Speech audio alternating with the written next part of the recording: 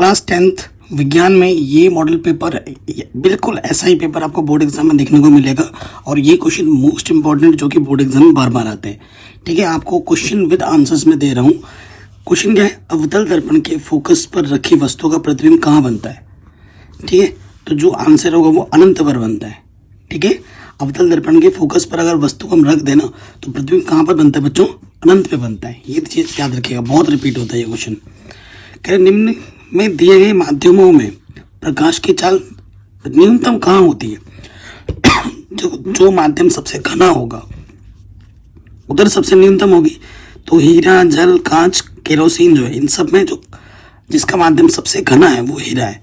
तो हीरे में प्रकाश की चाल सबसे कम होगी। ठीक, आगे बढ़ दें।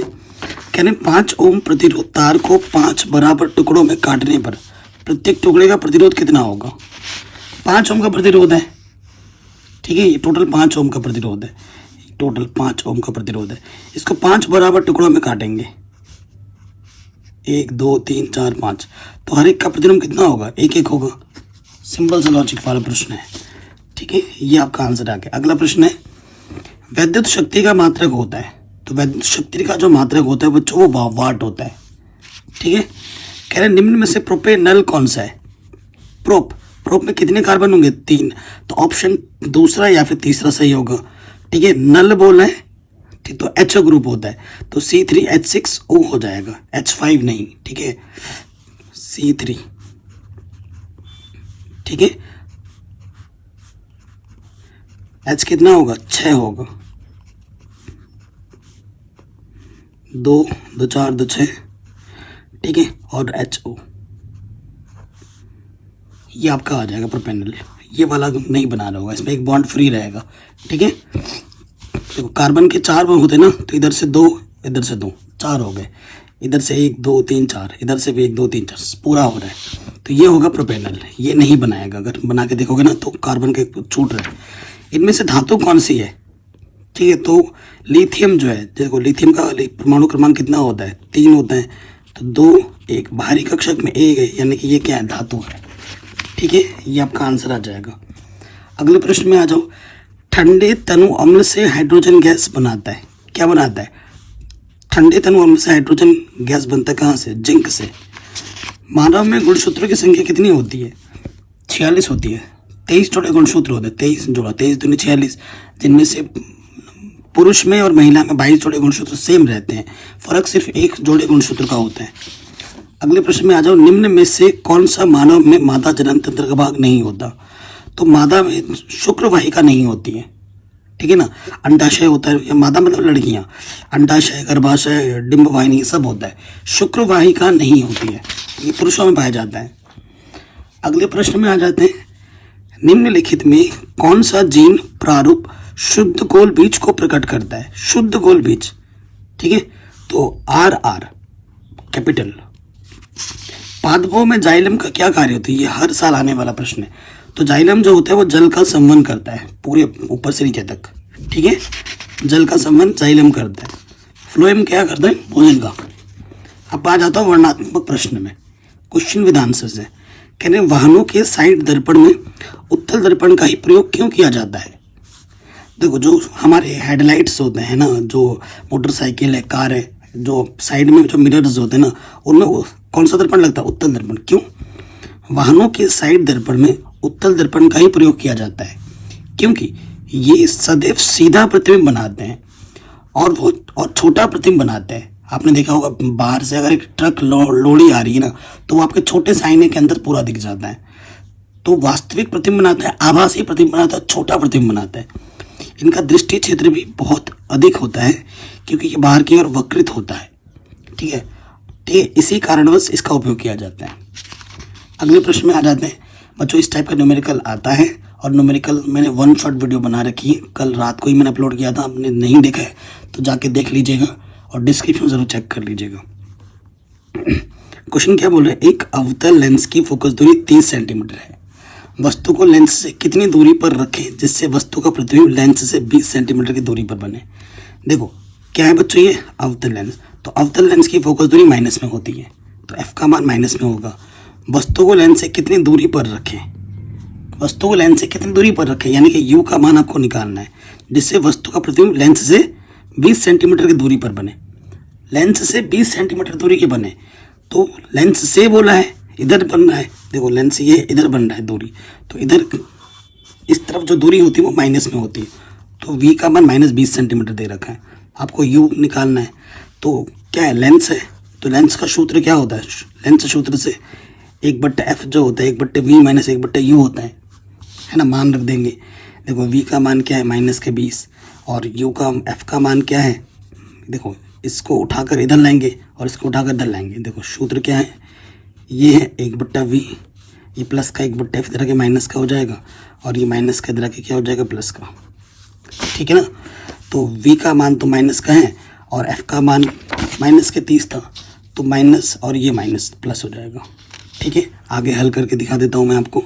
लॉस पर क्या आ जाएगा, 60 आ जाएगा, तो 20 3 30, 30 कम -3 प्लस है 30 तो नहीं 2 1 कम 2।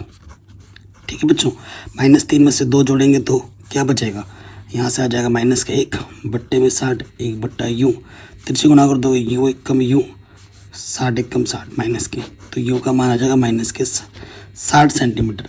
माइनस और u का मान हमेशा माइनस में ही आता है और ये प्रश्न में भी आ गया, क्योंकि हमेशा जो वस्तु होती है वो लेंस या दर्पण के सामने रखी जाती है और हम इसी वजह से u का मान हमेशा माइनस में आता है। तो ये क्वेश्चन भी हमारा आराम से बन गया। ठीक है, अगले प्रश्न में आते हैं। हर साल आने वाला प्रश्न है, निकट दृष्टि दोष क्या होता है, इसका निवारण कैसे होता है। तो निकट दृष्टि दोष नेत्र का वह दोष होता है जिसमें निकट की वस्तुएं तो साफ दिखती हैं परंतु दूर की वस्तुएं स्पष्ट नहीं दिखाई देती हैं, तो उस दृष्टि दोष को हम क्या कहते हैं, निकट दृष्टि दोष कहते हैं। यही चीज़ हमने लिखा है, निकट दृष्टि दोष नेत्र का वह दृष्टि दोष है जिसके कारण मनुष्य को निकट की वस्तुएं तो स्पष्ट दिखाई देती हैं परंतु एक सीमित दूरी के आगे की वस्तुएं स्पष्ट नहीं दिखाई देती। इस दोष को चिकित्सा विज्ञान की भाषा में मायोपिया कहते हैं। ठीक है, निवारण क्या है, इस दोष के निवारण के लिए नेत्र के सामने एक चश्मे में ना एक अवतल लेंस का प्रयोग करना चाहिए। तो निकट दृष्टि दोष के लिए कौन सा लेंस लगता है, अवतल लेंस। अगला प्रश्न है, बेकिंग सोडा बनाने की विधि और गुणधर्म लिखिए। तो बेकिंग सोडा बनाने की जो विधि है वो तो बताऊंगा, इसका जो नाम है रासायनिक नाम, इसका सूत्र होता है NaCO3। ठीक है, बनाने की विधि क्या है, प्रयोगशाला में सोडियम बाइकार्बोनेट को, ये हमारा सोडियम बाइकार्बोनेट Na2CO3, ठीक है, उस कार्बोनेट के देखो सोडियम कार्बोनेट के जलीय विलयन में कार्बन डाइऑक्साइड गैस प्रवाहित करने पर, ये सोडियम बाइकार्बोनेट है, इसमें पानी मिलाना है और कार्बन डाइऑक्साइड मिलाना है, तो आपको क्या मिल जाएगा, सोडियम बाइकार्बोनेट मिल जाएगा। ये बनाने की विधि है। ठीक है, इसके गुण क्या होते हैं बच्चों, पहला गुण है सोडियम बाइकार्बोनेट को गर्म करने पर यह अपघटित हो जाता है। जैसे ये सोडियम बाइकार्बोनेट है, इसको आपने गर्म किया तो ये Na2CO3 मिल जाएगा आपका, सोडियम कार्बोनेट, पानी अलग हो जाएगा, कार्बन डाइऑक्साइड गैस हवा में उड़ जाएगी। फिर अम्लों से अभिक्रिया कर यह सोडियम लवण और कार्बन डाइऑक्साइड गैस देती है। ये हमारा क्या है, सोडियम NaCO3 है, सोडियम बाइकार्बोनेट, इस पर मैंने अम्ल मिलाया है, हाइड्रोक्लोरिक अम्ल, तो लवण बनाएगा NaCl, ये लवण हुआ और ये पानी बनेगा और ये कार्बन डाइऑक्साइड अलग हवा में गैस में बन के उड़ जाएगा। ये सभी क्वेश्चन बोर्ड्स के द्वारा पूछे गए मोस्ट इंपॉर्टेंट क्वेश्चन है। ठीक है, अगले प्रश्न में आ जाते हैं। pH मान से आप क्या समझते हैं, शुद्ध जल में हाइड्रोजन आयनों का सांद्रण क्या होता है। देखो सबसे पहले सूत्र लिखना पड़ेगा, परिभाषा लिखनी पड़ेगी। pH मान, सोरेनसन ने pH मापक्रम या pH स्केल दिया, तो ये क्या होता है, हाइड्रोजन आयनों के मोल प्रति लीटर में सांद्रण के ऋणात्मक लघुगुणक को pH कहते हैं। किसके सांद्रण के, हाइड्रोजन सांद्रण, यहाँ लिख देना, हाइड्रोजन सांद्रण के ऋणात्मक लघुगुणक को pH कहते हैं। ये सूत्र होता है, pH बराबर माइनस के log H positive. 25 degree Celsius पर जल का आयनिक गुणनफल इतना होता है। ठीक है, और ये चीज़ होता है H positive into OH negative, ये इसके बराबर है। ठीक है, बस यहीं तक लिख देना। शुद्ध जल के लिए पूछा गया है, तो शुद्ध जल में आयनों का सांद्रण क्या होता है, तो शुद्ध जल में आयनों का सांद्रण pH मान 7 होता है, इतना लिख देना। ठीक है, pH मान निकालते कैसे हैं, इस पर मैंने एक अलग से वीडियो बना रखी है। pH इस सूत्र को समझाया भी है और उसके साथ साथ 5 इंपॉर्टेंट न्यूमेरिकल भी कराए हैं। सर्च करोगे तो आपको मेरा वीडियो मिल जाएगा। लेकिन अब pH मान पर आधारित आंकिक प्रश्न या न्यूमेरिकल, और आगे चैनल का नाम लिख देना मैथमेटिक एनालिसिस, तो वीडियो टॉप पे मिल जाएगी। अगला प्रश्न है, आधुनिक आवर्त नियम लिखिए, इस आवर्त सारणी की 2 विशेषताएं भी लिखिए। बच्चों आप लोगों के लिए ये कंटेंट तैयार करना, क्वेश्चन भी तैयार करो, उसके बाद आंसर्स भी मैं दे रहा हूँ, ताकि आपको आंसर इधर उधर ना ढूंढना पड़े। आधुनिक आवर्त नियम क्या होता है? तत्वों के जो भौतिक और रासायनिक गुणधर्म होते हैं उनकी परमाणु संख्याओं के आवर्ती फलन होते हैं। इसे कहा जाता है क्या? इसे कहा जाता है आधुनिक आवर्त नियम। इसकी विशेषता क्या होती है? पहली विशेषता है, आधुनिक आवर्त सारणी में तत्वों को उनके परमाणु संख्या के बढ़ते क्रम में रखा गया है। और दूसरा, तत्वों को इस प्रकार के क्रम में रखने पर तत्वों के एक नियमित अंतर के बाद समान इलेक्ट्रॉनिक विन्यास वाले तत्व पाए जाते हैं। और इस आवर्त सारणी में 7 क्षैतिज पंक्तियां और 18 ऊर्ध्वाधर कॉलम है। क्षैतिज मतलब ये लेखा है, ऊर्ध्वाधर मतलब ऐसी, जिन्हें क्रमशः आवर्त कहते हैं। ये होता है ना क्षैतिज, इसे आवर्त कहते हैं, आवर्त। और ये क्या होता है, जो लंबी खड़ी होती है, इसे समूह कहा जाता है। ये दूसरी विशेषता है। अगले प्रश्न में आ जाओ बच्चों। कह रहे संतृप्त तथा असंतृप्त हाइड्रोकार्बन में अंतर समझ बताइए। संतृप्त सिंगल बॉन्ड, असंतृप्त डबल और ट्रिपल बॉन्ड वाले। तो देखो परिभाषा लिखनी है, संतृप्त लिख दिया इधर असंतृप्त लिख दिया। वे यौगिक जिनमें उपस्थित परमाणुओं की सभी श्रृंखलाएं खुली होती हैं तथा कार्बन परमाणु के चारों संयोजकता एकल बंध द्वारा संतुष्ट रहती हैं, उन्हें हम संतृप्त हाइड्रोकार्बन कहते हैं। और वे यौगिक जिनमें कार्बन परमाणु के बीच द्विबंध या त्रिबंध होता है, उसे हम असंतृप्त हाइड्रोकार्बन कहते हैं। इसका जो सूत्र होता है, इसका सामान्य सूत्र CnH2n+2, ठीक है, यानी कि एल्केन होता है। इनमें ये क्या होते हैं बच्चों? एल्केन ग्रुप, एल्केन होता है ये। और इसका सामान्य सूत्र क्या होता है? CnH2n-2, और एक होता है CnH2n, ये भी होता है। इसमें क्या होता है बच्चों? एल्कीन आता है, एल्काइन आता है, ठीक है। ये एल्केन कहते हैं, जैसे मेथेन का सूत्र क्या होता है? CH4। इसमें द्विबंध वाले एल्कीन तथा त्रिबंध वाले एल्काइन होते हैं, उदाहरण एथीन, एथाइन, ठीक है। ये आपका मोस्ट इंपॉर्टेंट क्वेश्चन है, वायरल क्वेश्चन है, सारे एग्जाम में आएंगे ही आएंगे, यहाँ से देखना। अगले प्रश्न में आ जाओ, खनिज तथा अयस्क में क्या अंतर है समझाइए।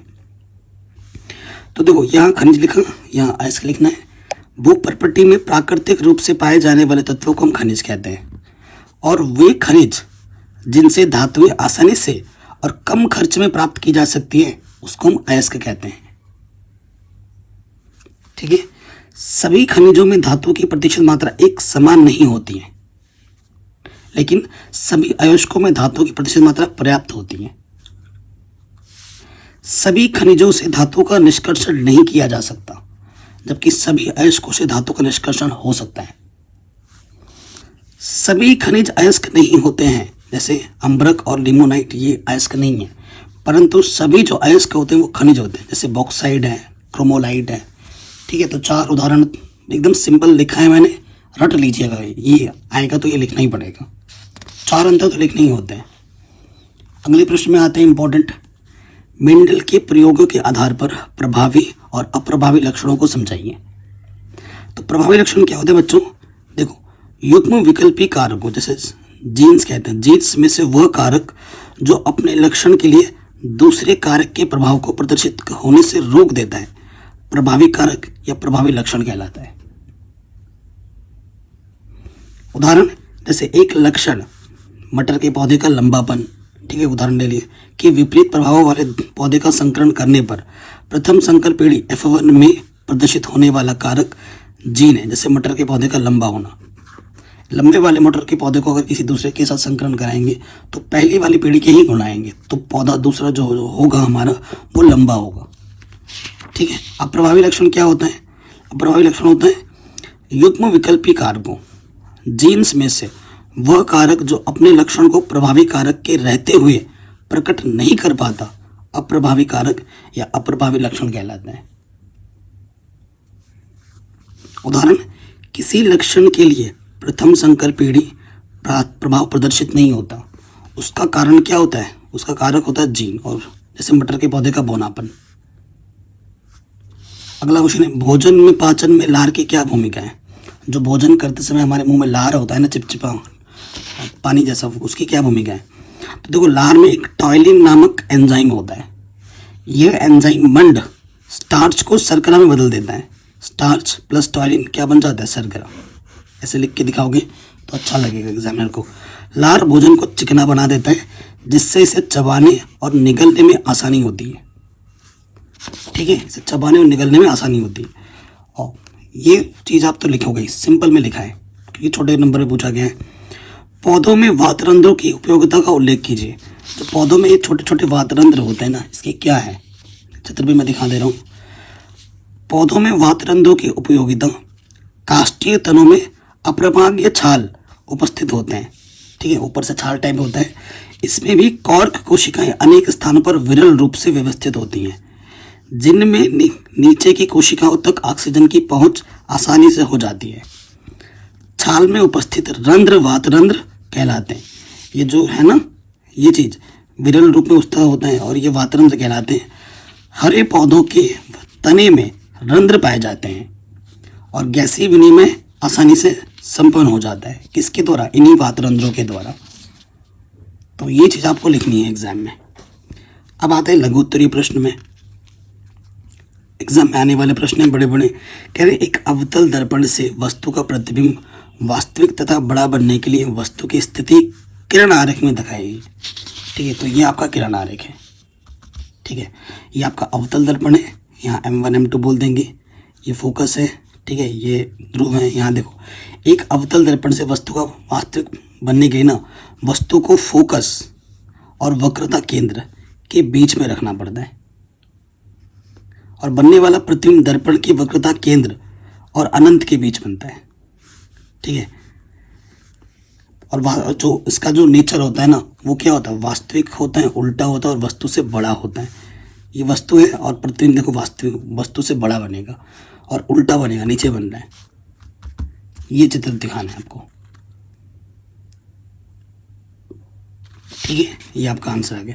या फिर दूसरा बोला गया था, एक उत्तल लेंस से वस्तु का आभासी प्रतिबिंब बनता है, किरण आरेख से समझाइए। ये आपका क्या है? उत्तल लेंस है। ठीक है, तो आपको क्या करना है? वस्तु एक ए बी ले लेनी है। ये हमारे पास एक वस्तु ए बी है, उत्तल लेंस के सामने रखनी है। ठीक है, और इसको रखना है प्रथम फोकस के बीच में, यहाँ पर। ये जो देखो बच्चों, ये ध्रुव है और ये F1 है ना, ये हमारी वस्तु ए बी। इस ये फोकस है ना F1 पहला, इसके बीचों बीच में रखना है। और फिर ये यहाँ से जाएगा। ठीक है, यहाँ से ये फिर इधर आएगा, ऐसे जाएगा तो और ये प्रतिबिंब बनेगा। आगे बढ़ते हैं नेक्स्ट क्वेश्चन। ये क्वेश्चन जो वन शॉट वाला कल मैंने कराया था ना, उस पर मैंने ये चीज़ पढ़ा रखी थी। प्रतिरोध का मात्रक क्या होता है? बड़े नंबर में आता है। प्रतिरोध का मात्रक क्या होता है? ओम होता है। ओम इससे दर्शाए जाते हैं। ठीक है, प्रतिरोध का मात्रक क्या होता है? ओम। कह रहे L लंबाई E मोटाई के तार का प्रतिरोध 10 ओम है। हमारे पास एक तार है। ठीक है, ये हमारे पास तार है बच्चों। इसकी जो लंबाई है वो L है। ठीक है, और इसकी जो मोटाई है, तार की जो मोटाई है ना, मोटाई होता है ये पूरा, ये चीज़ तार की मोटाई A है पहले अवस्था में। ठीक है, त्रिज्या मैंने A मान ली, और इसकी जो प्रतिरोध है वो 10 ओम है। इसी पदार्थ के अन्य तार, पदार्थ वही है, अगर पदार्थ सेम रहते हैं ना तो प्रतिरोधकता बराबर होती है दोनों की। प्रतिरोधकता को किससे पद्धत किया जाता है? रो से, इस वाले चिन्ह से, वो दोनों की बराबर होते हैं। एक अन्य तार है जिसकी लंबाई पहले वाले के लंबाई से 1/3 है और उसकी जो मोटाई वो दुगनी है, ये 3A है। ठीक है, तो उसका प्रतिरोध क्या होगा? R2।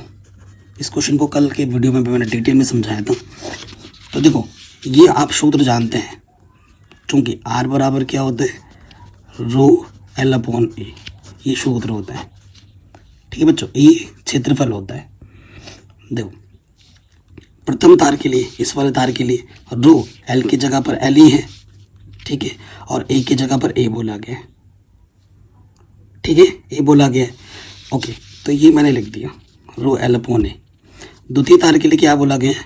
R2 बराबर क्या हो जाएगा? रो L2/A2। तो रो तो वही रो ही रहेगा क्योंकि तार सेम है। इसका जो रो होगा इसका भी वही रो होगा। L क्या होगा? L की जगह पर क्या बोला गया? L/3। तो L/में ये 3 आ गया। देखो मैं इसको डिटेल में करके दिखाता हूँ। ये L/3 है और A2 क्या है हमारे पास? A2 बोला गया है कि पहले से 3 गुना है। 3 गुना है, तो आप जानते हैं इसके बट्टे में कुछ नहीं देगा, इसके गुना इसके साथ भागा इसके गुना इसके साथ, तो ये रो एल गुना 1 वही रहेगा, 3 3 9a हो जाएगा समीकरण नंबर 2। और ये समीकरण नंबर 1। समीकरण 2 को समीकरण 1 से भाग कर देंगे, बायां वाला बाईं तरफ, दायां वाला दाईं तरफ, तो भाग जब देंगे तो रो एल से रो एल कटेगा, ए से ए कटेगा, बट्टे में क्या बचा 9, R1 इधर है, बट्टे का इधर आके गुणे में लग जाएगा, और R1 का मान प्रश्न में कितना दे रखा है 10, यहाँ पे 10 रख देंगे, आंसर क्या आ जाएगा 10/9। ये हमें हमारा आंसर मिल जाएगा, बड़े नंबर में आता है 5 नंबर में, मोस्ट इंपॉर्टेंट क्वेश्चन है। अगला क्वेश्चन है, श्रेणी क्रम में 3 प्रतिरोधों को जोड़ा जाता है, समांतर क्रम संयोजन या तो श्रेणी क्रम संयोजन, इस पर आधारित प्रश्न आएंगे या तो डेरिवेशन प्रूफ करने के लिए आएगा, दोनों चीज मैंने अलग वीडियो बना के भी करा रखी है। संयोजन के समतुल्य प्रतिरोध का सूत्र ज्ञात कीजिए। श्रेणी क्रम क्या होता है, मैंने 3 प्रतिरोध ले लिए, R1 R2 R3। श्रेणी क्रम क्या होता है कि इसका आखिरी सिरा इसके पहले सिरे से जुड़ा हो, इसका आखिरी सिरा इसके पहले सिरे एक के साथ एक अटैच होना चाहिए, मतलब ठीक है, ज़रूरी नहीं कि एक लाइन में दिखाओ, एक का सिरा दूसरे के साथ अटैच हो, तो वो श्रेणी क्रम होता है। तो मैंने 3 प्रतिरोध ले लिए जो कि श्रेणी क्रम में, और ये मैंने एक बैटरी ले ली, ठीक है। तो मैंने यहाँ लिखा श्रेणी क्रम संयोजन में प्रतिरोधों को इस प्रकार जोड़ा जाता है कि प्रत्येक का प्रतिरोध का दूसरा सिरा अगले वाले प्रतिरोध के पहले सिरे से जुड़े हों, ठीक है। माना प्रतिरोध R1 R2 R3, ठीक है, श्रेणी क्रम में संयोजित है और इसमें I धारा प्रवाहित हो रही है, इस पूरे सर्किट में I धारा प्रवाहित हो रही है, ठीक है, ये ध्यान रखना। तो क्या हो जाएगा, इन प्रतिरोधों के सिरों के बीच जो विभवांतर है, मैं मान लेता हूँ इसमें V1 है, इसमें V2 है, इसमें V3 है, सिंपल में लिखा है। तो फिर क्या होगा, ओम के नियमानुसार, इस ओम का नियम क्या होता है, ओम का नियम में होता है V बराबर IR, यही होता है ना। तो पहले वाले सिरे पे क्या हो जाएगा, V1 क्या हो जाएगा IR1, I फिक्स है क्योंकि पूरे सर्किट में एक ही करंट फ्लो हो रहा है, तो I फिक्स है IR1। इस वाले में क्या हो जाएगा, V2 हो जाएगा IR2, और R3 इसमें क्या हो जाएगा, V3 बराबर IR3। एक ही बैटरी लगी पड़ी है, तो परिपथ का कुल विभव क्या हो जाएगा, बैटरी का जो विभवांतर V है, V बराबर V1 + V2 + V3, ये V1 है, ये V2 है, ये V3 है, इन सब के मान उठाकर यहाँ रख देंगे हम, V1 V2 V3 के मान रखने पर ये रख दिया, IR1 IR2 IR3, I यहाँ से ओपनिस्ट है, I बाहर निकाल दिया, ये आ गया। अब हम जानते हैं कि परिपथ में V बराबर क्या होता है IR, इधर V चल रहा है ना, तो इस V के मान को उठाकर यहाँ रख देंगे, तो IR रख दिया, इधर भी ये चीज़ है, I से I हट गया, तो R बराबर क्या बचा, R1 + R2 + R3। 3 प्रतिरोधों के लिए मैंने दिखा दिया, 4 होता तो +4 5 6 जितने भी कर सकते हो, ठीक है। तो अगर श्रेणी क्रम में दिया होगा तो डायरेक्ट जोड़ देते हैं, ये आप समझ गए, कोई दिक्कत परेशानी नहीं होगी। अगला क्वेश्चन जो है बच्चों हर साल आता है, वो है समजात और समरूप अंकों को उदाहरण देकर समझाइए, ठीक है, हर साल आते हैं। अब पहले बात करते हैं समजात अंक की। विभिन्न जीवाधारियों में ऐसी संरचनाएं पाई जाती हैं जिनकी मूलभूत रचना और उद्भव समान होता है परंतु कार्य भिन्न होते हैं। तो समजात, उनकी जाति एक जैसी होगी, कार्य अलग अलग होंगे, नाम से पता चल रहा है, ठीक है। जीवित ऐसी संरचनाएं पाई जाती हैं जिनकी मूलभूत रचना और उद्भव समान होता है परंतु कार्य भिन्न भिन्न होता है। इनकी जो बाह्य संरचना में भिन्नता आ जाती है, इन अंगों को समजात अंग कहते हैं। नीचे फिर उदाहरण देना है, मनुष्य के हाथ घोड़े के अग्रपाद, हमारे हाथ से हम चल नहीं सकते लेकिन घोड़े के अग्रपाद से घोड़ा चलता है। दिखने में एक जैसे, मतलब दिखने में एक जैसे नहीं बोल सकते, मतलब संरचना एक जैसी है लेकिन कार्य अलग अलग है। चमगादड़ के पंख, पक्षी के पंख, सील के फ्लिपर आदि विभिन्न कार्यों में सहायक होते हैं लेकिन इनकी मूल संरचना समान होती है, ठीक है। अब आ जाओ समरूप अंग, ऐसे अंग जिनकी उत्पत्ति और मूल संरचना भिन्न होती है लेकिन कार्य समान होता है, उसका उल्टा, तो उसे हम क्या कहते हैं, समरूप अंग या समवृद्धि अंग कहते हैं। जैसे उदाहरण दे दोगे, कीट, पक्षी और चमगादड़ के पंख उड़ने का कार्य करते हैं लेकिन दिखने में साथ तीनों अलग अलग हैं परंतु इनकी मूल रचना भिन्न भिन्न होती है, ठीक है, ये आप दे दोगे। अगला क्वेश्चन है, पौधों में जल का परिवहन किसके द्वारा होता है इसके क्रियाविधि को समझाइए। जो पौधों में जल का परिवहन होता है, अभी मैंने बताया था किसके द्वारा होता है, जाइलम के द्वारा होता है, और भोजन फ्लोएम के द्वारा। तो पौधे में जल का परिवहन और क्रियाविधि, पौधे में जो जल का परिवहन जाइलम द्वारा संपन्न होता है। किसके द्वारा, जाइलम। जड़ के मूल रोम प्रदेश में स्थित मूल रोमों द्वारा जल का अवशोषण पराशरण दाब भिन्नता के फलस्वरूप होता है। मृदा जल मूल रोम कोशिका के उच्च पराशरण दाब के कारण अर्धपारगम्य झिल्ली से होकर मूल रोम कोशिका में प्रवेश करता है। ठीक है, ये मृदा के कण है, ये मूल रोम है। ठीक है, इसके द्वारा अंदर धीरे धीरे जाता है यहाँ तक। मूल रोम कोशिका की स्फीत हो सके तो चित्र बनाना, उससे बहुत अच्छा इम्पैक्ट पड़ता है। आप थोड़ा चित्र बना दोगे तो आपको कॉपी भरी भरी भी लगेगी, अट्रैक्टिव लगेगी। ठीक है ना, और आंसर पूरे नंबर भी देगा एग्जामिनर। मूल रोम कोशिका की स्फीत कोशिका परासरणीय दाब टॉर्टेक्स की समीपवर्ती कोशिकाओं से कम हो जाता है और मूल रोम कोशिका से जल समीपवर्ती बलकुट कोशिका में पहुंच जाता है। और मूल रोम कोशिका का परासरणीय दाब पुनः अधिक हो जाने से यह पुनः मृदा जल को अवशोषित करके स्फीत हो जाती हैं। ठीक है, और स्फीत कोशिकाएं जल को एक दबाव के साथ जाइलम वाहिकाओं में धकेल देती हैं। जो दबाव होता है जाइलम वाहिकाओं में चली जाती है, ये हमारा फ्लोएम है। इस दाब को मूल दाब या रूट प्रेशर कहते हैं। जहाँ इस प्रकार जल के अवशोषण को सक्रिय अवशोषण कहते हैं, इसमें ऊर्जा व्यय होती है। अब आप बात करेंगे रूट प्रेशर क्या होता है, तो देखो मूल दाब वह दाब है जो जड़ों की कॉर्टेक्स, ये जो जड़ होती है ना, उनके कॉर्टेक्स कोशिकाओं द्वारा पूर्ण स्फीत अवस्था में उत्पन्न होता है, जिसके फलस्वरूप कोशिकाओं में एकत्रित जल न केवल जाइलम नलिकाओं में पहुंचता है बल्कि तने में भी कुछ ऊंचाई तक चढ़ जाता है। ये होता है मूल रूट प्रेशर, मूल दाब। जड़ों द्वारा अवशोषित पानी पौधे के विभिन्न भागों तक पहुंचता है। इसके लिए जल का एक सतत कॉलम में बने रहना आवश्यक है। जल के अणुओं के बीच परस्पर आसंजन बल का बहुत अधिक हो जाना होता है और वाष्पोत्सर्जन द्वारा जल की हानि होने से वाष्पोत्सर्जन खिंचाव बल का उत्पन्न होना आदि कारक काम आते हैं। अब आते हैं हृदय। ठीक है, हृदय क्या है, संक्षेप में स्पष्ट कीजिए कि यह एक पंप के रूप में कार्य करता है। ठीक है, हमारा हृदय जब से हम पैदा हुए हैं, जब तक हम नहीं मरेंगे तब तक हमेशा नॉन स्टॉप काम करता है। जिस दिन इसने काम करना बंद कर दिया उस दिन हमारा खेल खत्म, है ना। और आजकल तो कभी भी किसी का भी बंद हो जा रहा है। हार्ट अटैक सुना होगा, किसी भी को भी आ जाता है, छोटे बच्चों को भी। पहले क्या होता था कि हार्ट अटैक 40 साल के बाद माना जाता था कि आता है, लेकिन अब तो 20 साल, 17 साल, 16 साल, 12 साल कभी भी किसी को आ जा रहा है, क्योंकि ये खाना इतना हमारा जहरीला हो चुका है, हमारी लाइफस्टाइल इतनी ख़राब हो चुकी है, तो हम क्या ही कर रहे हैं अब। ठीक है, हृदय एक पेशीय अंग है जो हमारी मुट्ठी के बराबर आकार का होता है। ये जो हमारी मुट्ठी है ना, इसके बराबर का होता है। यह परिसंचरण तंत्र का एक शरीर के विभिन्न भागों तक महत्वपूर्ण भाग है। रक्त को पहुंचाने के लिए एक पंप की तरह कार्य करता है। यह नियमित रूप से लगातार जीवन पर्यंत कार्य करता रहता है।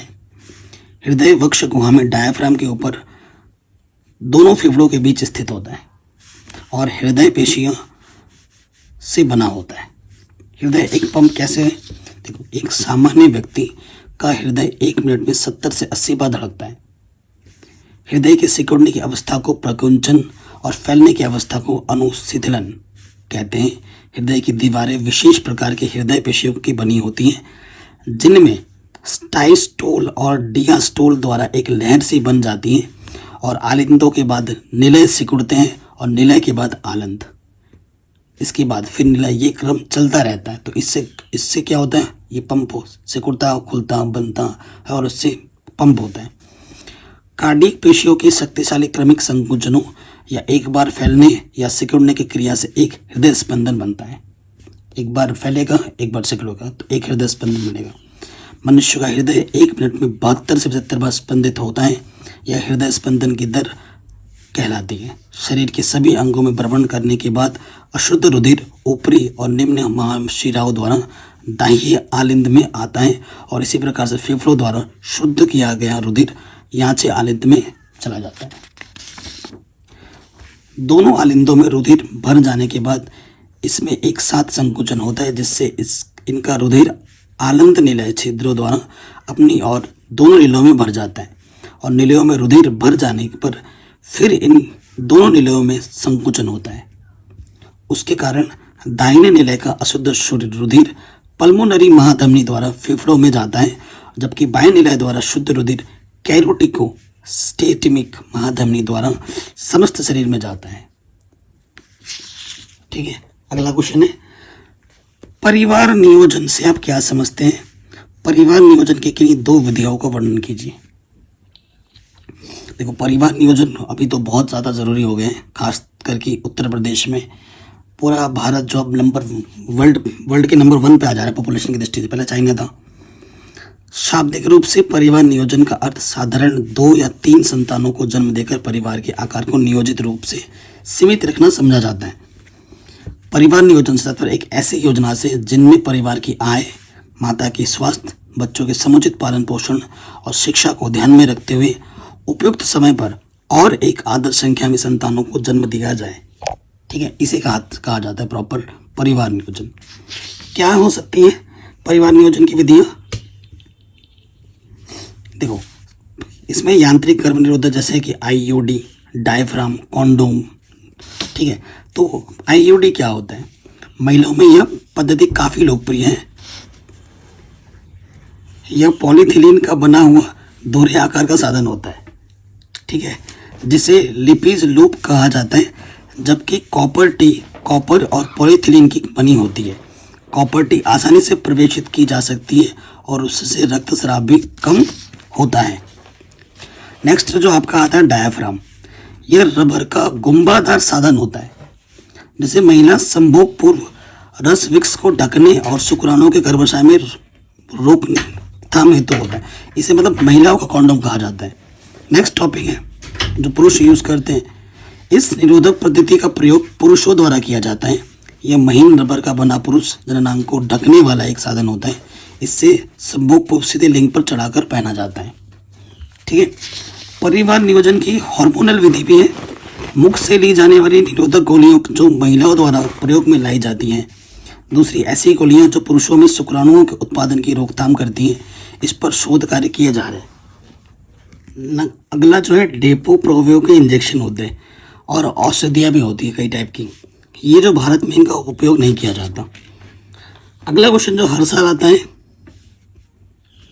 वो कैरेन नामांकित आरेख बनाकर विद्युत मोटर या विद्युत जनित्र है ना, हर साल एग्जाम में आता है। इसका सिद्धांत कार्य विधि समझाना है। ठीक है, देखो विद्युत जनित्र क्या होता है? जनित्र या डायनेमो भी कभी कभी आ जाता है। एक ऐसा यंत्र है जो यांत्रिक ऊर्जा को विद्युत ऊर्जा में बदलता है। इसका कार्य फैराडे की विद्युत चुंबकीय प्रेरण के सिद्धांत पर निर्भर है। सिद्धांत रट लीजिएगा, सिद्धांत पूरा लिखना होता है। जब बंद कुंडली को शक्तिशाली चुंबकीय क्षेत्र में तेजी से घुमाया जाता है तो उसमें से होकर गुजरने वाले चुंबकीय फ्लक्स में लगातार परिवर्तन होता है, जिसके कारण कुंडली में एक विद्युत वाहक बल और विद्युत धारा प्रेरित हो जाती है। कुंडली को घुमाने में किया गया कार्य अथवा वह यांत्रिक ऊर्जा ही कुंडली में विद्युत ऊर्जा के रूप में परिवर्तित हो जाती है।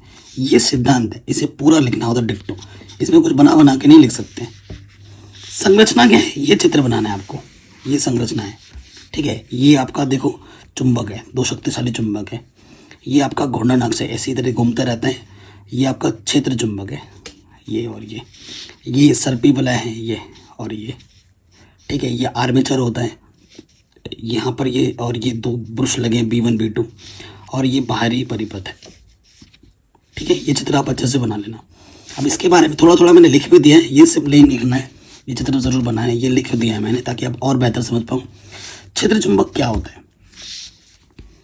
यह एक शक्तिशाली चुंबक NS होती है, नॉर्थ पोल साउथ पोल। इसका कार्य शक्तिशाली चुंबकीय क्षेत्र उत्पन्न करना, जिससे कुंडली घूमती है। एक चुंबकीय क्षेत्र उत्पन्न कर देते हैं और इसी बल के कारण ये चुंबकीय ये घूमने लगती है। फिर आर्मेचर होता है। आर्मेचर क्या है आपका? ये ABCD, इधर आधा गुणन होता है, इधर ऐसे ऐसे होता है। एक तरफ एक घूमेगा तो एक नीचे जाएगा, एक ऊपर आएगा, है ना। एक आयताकार कुंडली ABCD होती है जो कच्चे लोहे के क्रोड पर विद्युत विरोधी परत चढ़े हुए तांबे के तार के बहुत पतले से फेरों से लपेटकर बनाई जाती है। इसे आर्मेचर कुंडली भी कहते हैं। अगला है आपका सर्पी वलय, स्लिप रिंग्स। ये जो S1 और S2 है ना, ये S2 हुआ और ये वाला आपका जो है S1 हुआ, इसे सर्पी वलय कहते हैं। ये क्या होता है? कुंडली पर लिपटे तार के दोनों सिरों धातु के दो छल्लों S1 और S2 से जुड़े रहते हैं और आर्मेचर साथ साथ घूमते हैं। इनको सर्पी वलय कहते हैं। ये छल्ले परस्पर धुरादंड से पृथकित रहते हैं। इस प्रकार सर्पी वलय कुंडली के साथ गतिक संपर्क ब्रशों को प्रदान करते हैं। तो सर्पी जो वलय होते हैं ना, ये जो ब्रश लगे हैं आपके B1 और B2, इनको गति भी देते हैं। ठीक है, अब कार्यविधि भी आ जाती है कि इसका कार्य क्या है। बहुत इंपॉर्टेंट है। सबसे बेस्ट तरीका है कार्यविधि को समझने का कि कार्यविधि पहले पढ़ो कैसे? चित्र को देखते हुए। ठीक है, देखो सबसे पहले ये आपके आंखों के सामने मैं चित्र रख देता हूँ और कार्यविधि आपको समझाता हूँ। जो कुंडली आपकी होती है ना ABCD, दक्षिणावृत्त किधर होता है? इस तरफ, यूं घूमेगा, दक्षिणावर्त दिशा में घूम रही है, जिससे भुजा CD, ये जो CD है ना नीचे आ जाएगी और ये जो AB है वो ऊपर आ जाएगी। अब मेरे पास तो है नहीं बच्चों, समझो ये, क्योंकि ये आयताकार है। एक सिरा जब नीचे जाएगा तो दूसरा ऊपर आएगा, दूसरा नीचे जाएगा तो पहला ऊपर आएगा। ठीक है, कुंडली के घूमने पर उससे संबंधित चुंबकीय फ्लक्स में परिवर्तन होता है। जब ये कुंडली घूमेगी तो इसके अंदर जो चुंबकीय फ्लक्स है उसमें भी परिवर्तन आएगा। ठीक है, और कुंडली में एक धारा उत्पन्न होती है। इस कुंडली में क्या होगी? एक धारा उत्पन्न होती है। और फ्लेमिंग के दाएं हाथ के नियमानुसार इन भुजाओं में जो धारा की दिशा होगी A से B की ओर और फिर D से C की ओर होती रहेगी। मतलब इधर से इधर, फिर इधर से इधर होती रहेगी। कुंडली में फेरों की संख्या बहुत अधिक होने के कारण प्रत्येक फेरे में प्रेरित धारा संयुक्त होकर एक प्रबल धारा निर्माण करती है। देखो फेरे ऐसे चलता रहेगा ना, और इन फेरों की संख्या बहुत अधिक होने के कारण इन पर एक बहुत बड़ी विद्युत धारा का निर्माण कर देती है। और बाह्य परिपथ में यह विद्युत धारा वलय, ये जो S2 है आपका, ठीक है, S2 से बाहर आ जाएगी और वलय S1 से वापस आएगी। S2 से बाहर जाएगी और S1 से वापस आएगी और ये क्रिया चलती रहती है और इसी के कारण इस पर विद्युत धारा बनती है, इसी क्रिया के कारण। तो इस चीज़ को आप एक दो बार पढ़ना, चित्र को देखते हुए ऑटोमेटिकली आप लिख देंगे। और ये क्वेश्चन हर साल एग्जाम में आता ही आता है।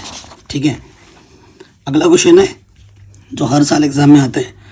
चुंबकीय क्षेत्र में किसी धारावाही चालक पर बल किन कारकों पर निर्भर करता है? चालक पर कार्य करने वाले बल की दिशा का नियम स्पष्ट कीजिए। हर साल आने वाला प्रश्न है। देखो माना कि एक चालक है, तार की जो जिसकी लंबाई है ना, एक चालक तार है, ये हमारा एक तार है। ठीक है, इसकी जो लंबाई है वो L है और इसमें कौन सी धारा बह रही है? इसमें धारा बह रही है, मान लेते हैं I धारा बह रही है। किसी एक समान चुंबकीय क्षेत्र में इस प्रकार रखा गया है कि तार में धारा की जो दिशा है चुंबकीय क्षेत्र की दिशा के लंबवत हो। ठीक है, तो क्या होता है? प्रयोगों द्वारा निम्न बातों पर निर्भर करता है। जो बल होता है ना, F का जो मान है वो धारा के अनुक्रमानुपाती होता है। F जो होता है धारा के समानुपाती होता है, यानी कि जैसे जैसे धारा बढ़ेगी वैसे वैसे F का मान बढ़ेगा। जो बल का मान है ना, चुंबकीय क्षेत्र के भी समानुपाती होता है, यानी कि जैसे जैसे चुंबकीय क्षेत्र बढ़ेगा वैसे वैसे बल भी बढ़ेगा। समीकरण 1, समीकरण नंबर 2। और जो बल होता है वो लंबाई के भी समानुपाती होता है। लंबाई के भी, जैसे जैसे लंबाई बढ़ेगी बल का मान भी बढ़ता जाएगा। अब तीनों समीकरणों को मिला दीजिए तो F क्या हो जाएगा? IBL। F समानुपाती हो जाएगा IBL का तीनों समीकरणों से। तो यहाँ से समानुपाती का चिन्ह हटाया, बराबर लगा, तो यहाँ K लग जाता है। K क्या है? कांस्टेंट है। तो K का मान मैंने क्या ले लिया? 1। तो F बराबर क्या हो जाता है? IBL। ये आपका एक डेरिवेशन है। ठीक है, अब नेक्स्ट आगे क्या है कि धारा जो I है और क्षेत्र जो B है परस्पर लंबवत अगर ना हो, इनके बीच कोण, ये तो लंबवत की कंडीशन में बताया। अगर लंबवत ना होकर कुछ ऐसा ऐसा हो जाता है तो, और उनके बीच का कोण क्या है? थीटा हो जाए, तो धारावाही तार पर लगने वाला जो बल होता है वो होता है F बराबर IBL साइन थीटा। इस पर न्यूमेरिकल भी आते हैं, वो भी मैंने चैप्टर वाइज न्यूमेरिकल करा रखे हैं, लिंक्स में डाल दूंगा डिस्क्रिप्शन पे।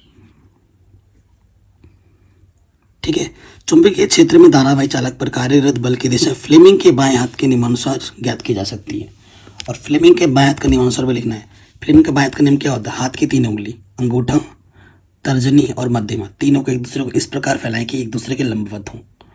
तो ये जो अंगूठा होता है चालक पर लगने वाली बल की दिशा, और ये जो तर्जनी होता है चुंबकीय क्षेत्र की दिशा को, और ये जो मध्यमा होता है विद्युत धारा की दिशा को प्रदर्शित करता है। ये है बायात का नियम, रटने वाली कोई चीज़ ही नहीं है इसमें।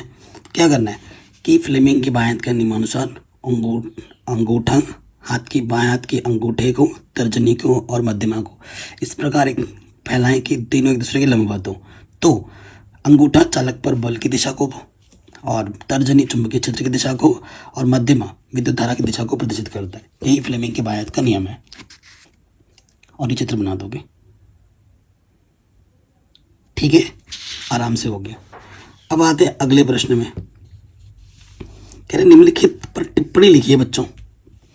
कार्बनिक यौगिकों में प्रतिस्थापन अभिक्रिया हर साल पूछा जाता है। कार्बनिक यौगिकों में संयोजी आबंध, कार्बनिक यौगिकों की IUPAC नाम पद्धति, ठीक है ना। सबसे पहले आ जाते हैं कार्बनिक यौगिकों में प्रतिस्थापन अभिक्रियाएं। देखो, कार्बनिक यौगिकों में वे अभिक्रियाएं जिनसे किसी संतृप्त हाइड्रोकार्बन अणु के एक या एक से अधिक हाइड्रोजन परमाणु का किसी अन्य एकल संयोजी परमाणु अथवा मूलक द्वारा प्रतिस्थापन हो जाता है, प्रतिस्थापन अभिक्रियाएं कहलाती हैं। ये जो गुण है पैराफिन श्रेणी के सदस्यों का एक मुख्य गुण होता है। जैसे उदाहरण देना है, सूर्य के प्रकाश की उपस्थिति में मीथेन अणु के चारों ओर हाइड्रोजन परमाणु का प्रतिस्थापन।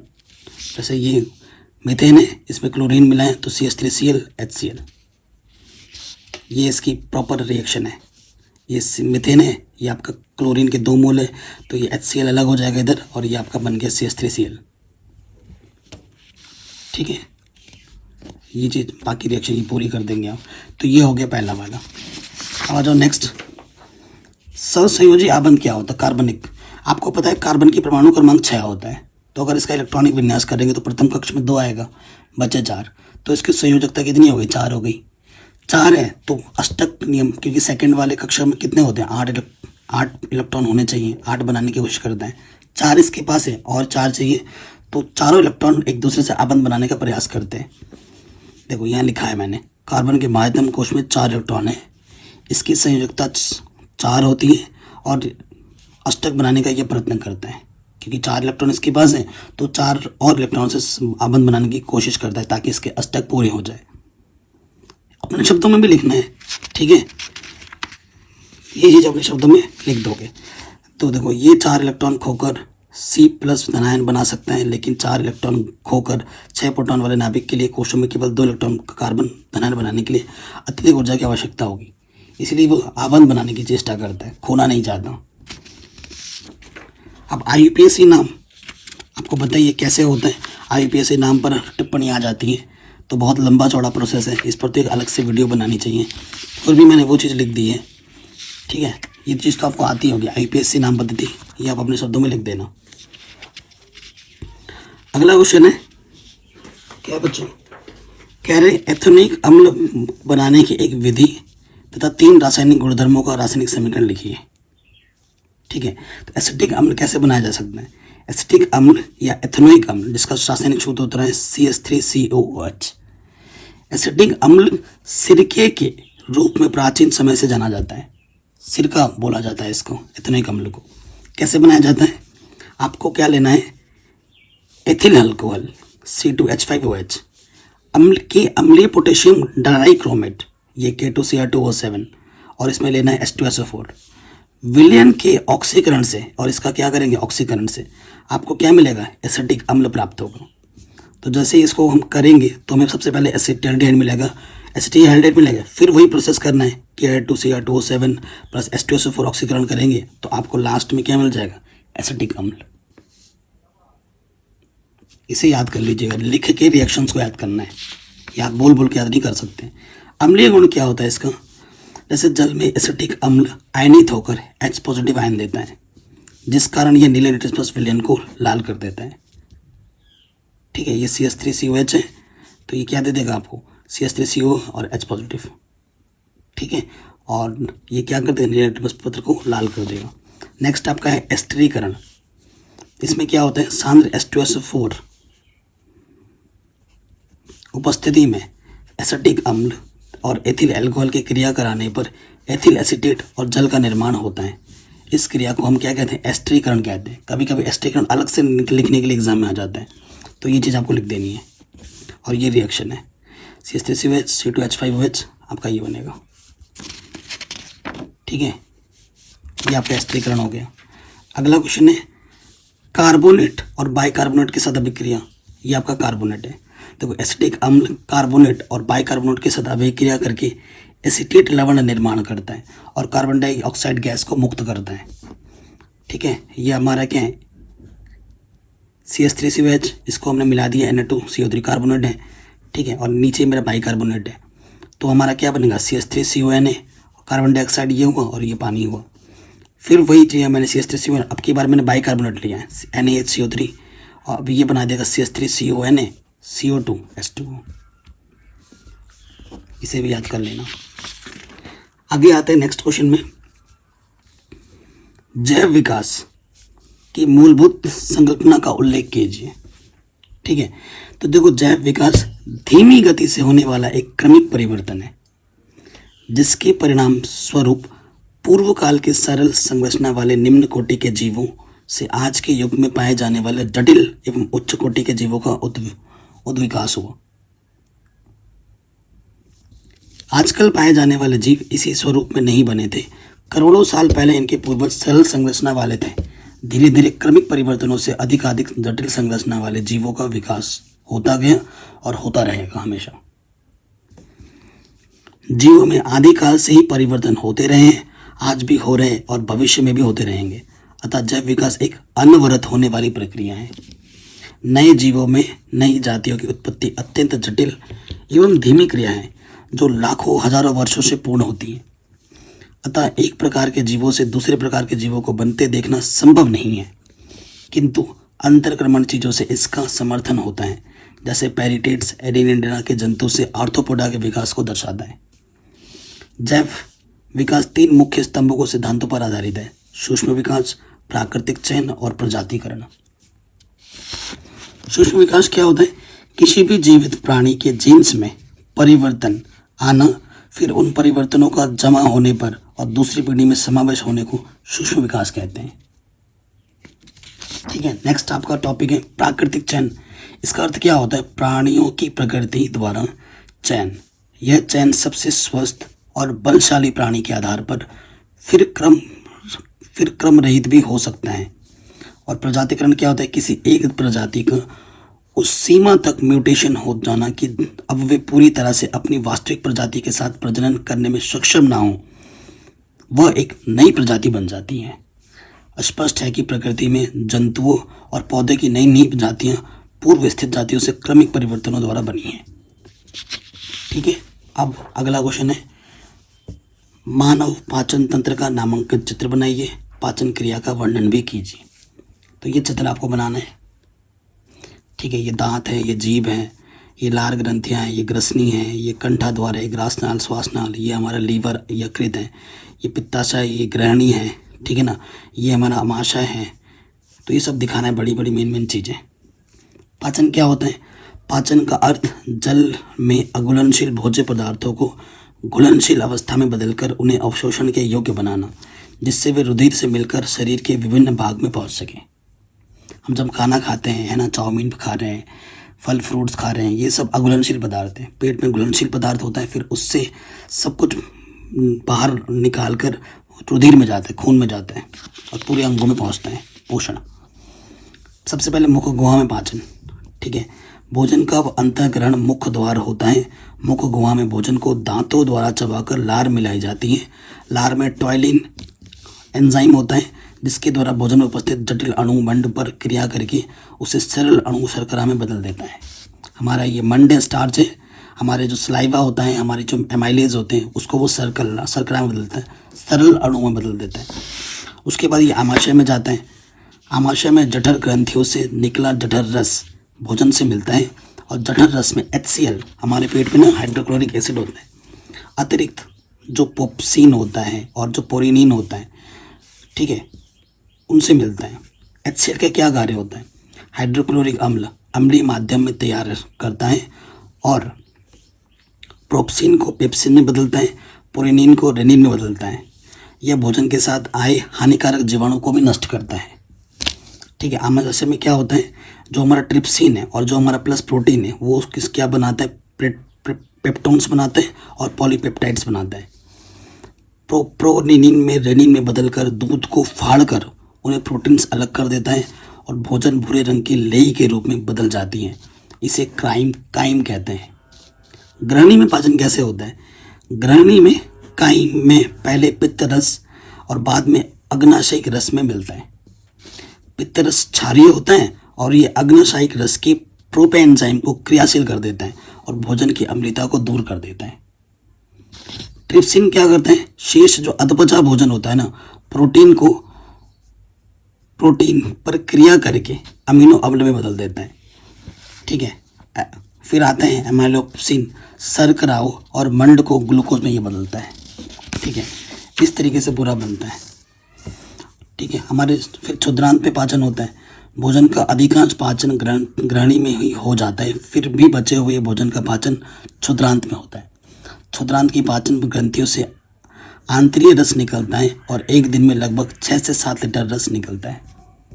ठीक है। पाचक एंजाइम क्या है हमारे, इरेप्सिन है, मोल्टेज है, सुक्रेज है, लैक्टोज है, लाइपेज है। इरेप्सिन क्या होता है, ये पॉलीपेप्टाइड को अमीनो अम्ल में तोड़ता है। और मोल्टेज क्या करता है, मोल्टेज वो ग्लूकोज को बदल देता है। सुक्रोज को फ्रक्टोज और ग्लूकोज में बदलता है। सुक्रेज ये दूध शर्करा को ग्लूकोज और गैलेक्टोज में बदलता है। और लाइपेज या शेष वसाओं को वसीय अम्ल और ग्लिसरॉल में बदलता है। ठीक है। तो इस तरीके से ये मैंने पूरा पेपर बताया जो कि बोर्ड एग्जाम में आ सकता है और ये मोस्ट इंपॉर्टेंट क्वेश्चन है। इस तरीके के मैं कई सारे मॉडल पेपर आपको सॉल्व करा दूंगा और चैप्टर वाइज इंपॉर्टेंट क्वेश्चन भी मैंने करा रखे हैं, जिसकी लिंक्स मिल जाएगी आपको डिस्क्रिप्शन पे। डिस्क्रिप्शन ज़रूर चेक करें। जय हिंद, अपना ख्याल रखें और पढ़ते रहें।